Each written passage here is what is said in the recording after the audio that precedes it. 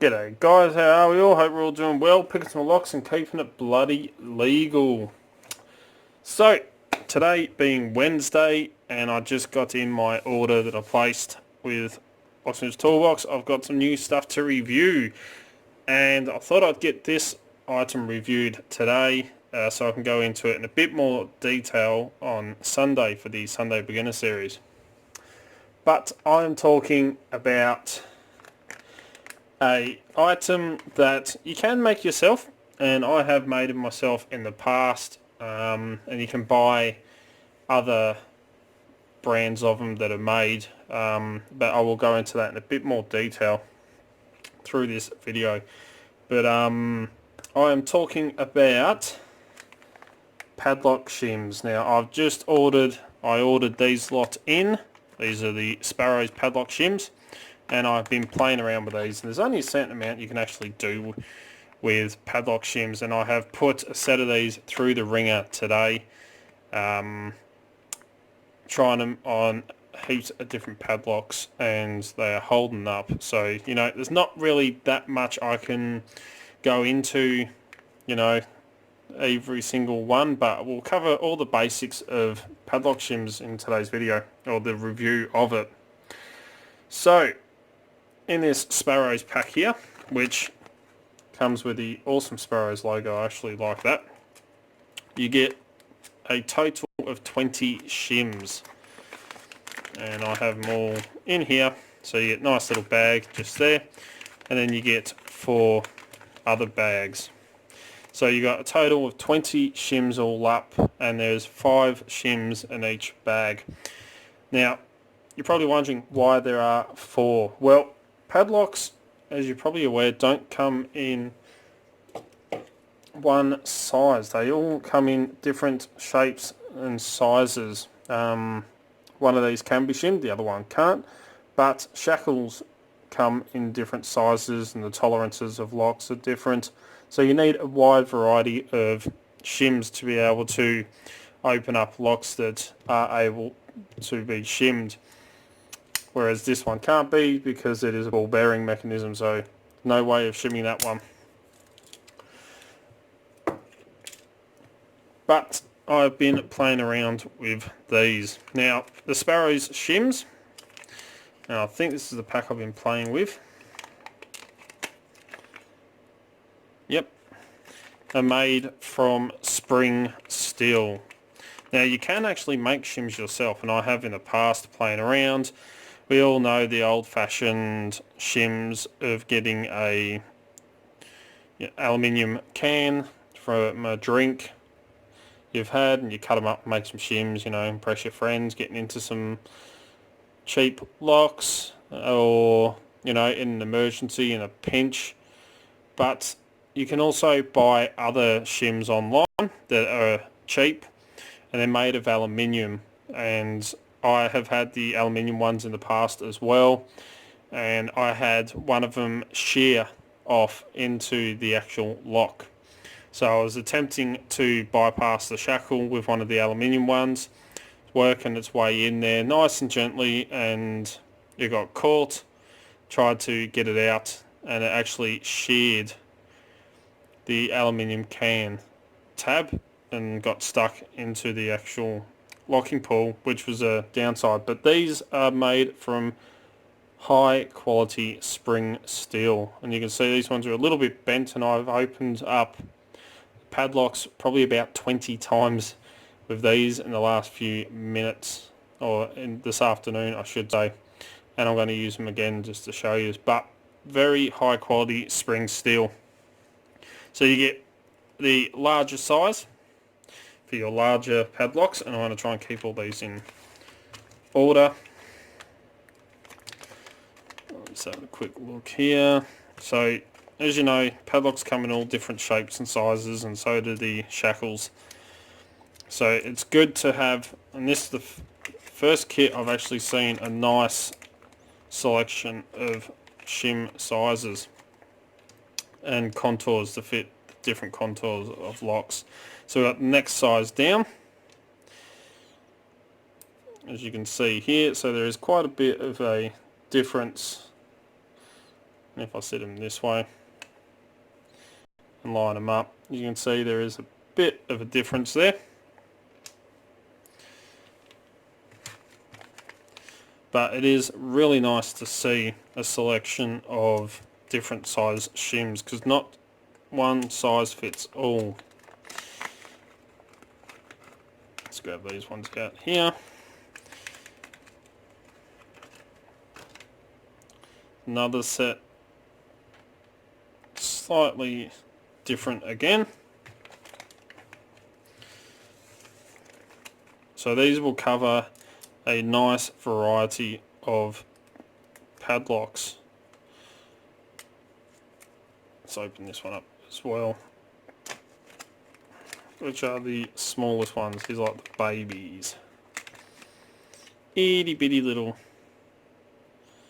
shims for your smaller padlocks. So as you can see, you get 4 different sizes and a total of 20 shims in each. I did break out the caliper just here to measure these shims, which I picked up in Bunnings for about 30 bucks. So let's grab one of these. So they are quite thin. As you can see, this one is actually a bit bent up where I've been using it, but it is still holding strong. So I'm just going to try and measure the actual thickness of these tabs. So that's coming up as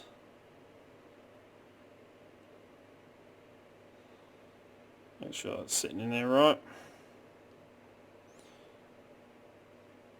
About 0.005 thousandths of an inch. So very, very thin. They're about the same thickness as the Sparrows Ultra Decoder, which is about the same thickness. So quite thin, which is good because you don't want anything too thick to be able to fit in between the shackle and the locked body. So they are spring steel, and as I said, I've been playing around with these ones. They're pretty scratched up and they are still holding strong. You probably won't go breaking these as fast as those cheaper ones, so you know, spend a little bit extra on some high quality products and it will last you a lot longer. And as I was saying, I have used the cheaper ones and I've used homemade ones from cans. They do run the risk of shearing off in the lock because they are a lot softer material than the spring steel. But you know, I've been playing around with these and I absolutely love these. Not going to go into full details on how they work, but you probably remember this lock here. It's the one I shot with the compound bow, the cheap 50mm laminated padlock. Does have locking pulls, so again, all I have to do is just work. This has nice big gaps in here. Slide this in between the shackle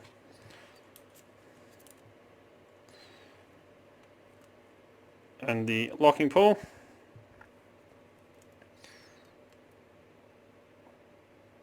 You've got some nice tabs in here to be able to move that around like that, and your lock will just pop open.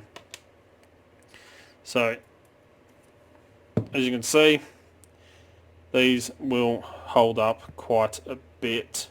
As you can see here, your handles, if my camera will cooperate, are actually folded over, so you got a lot thicker tabs to hold on to be able to maneuver that around. They're not thin. These are actually, I'll say, accordioned, if that's a scientific term for it, accordioned. You can see that they have been bent in a zigzag pattern to hold these together, but very, very sturdy. And you know, spring steel and being Sparrows, they are high quality padlock shims. So you're probably wondering about price for a nice set of shims like this.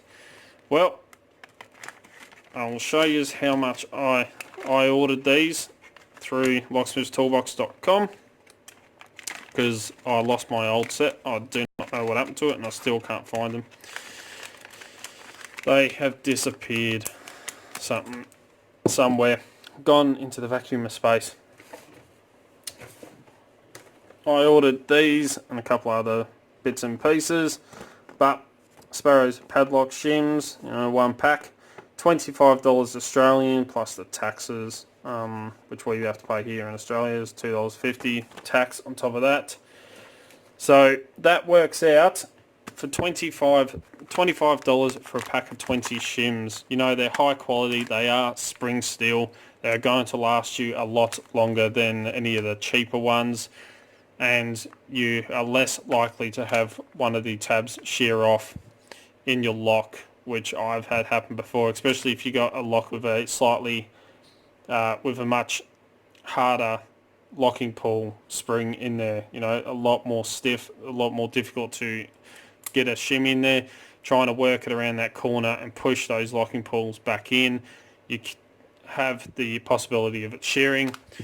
Highly unlikely with one of these. Not saying you couldn't do it, but very, very less likely to happen to you. But $25 Australian is what I paid here, which works out to $17.16 US, which is £13.91 for all my family and everyone over in the Great Britain, and that works out as well to $22.60 Canadian.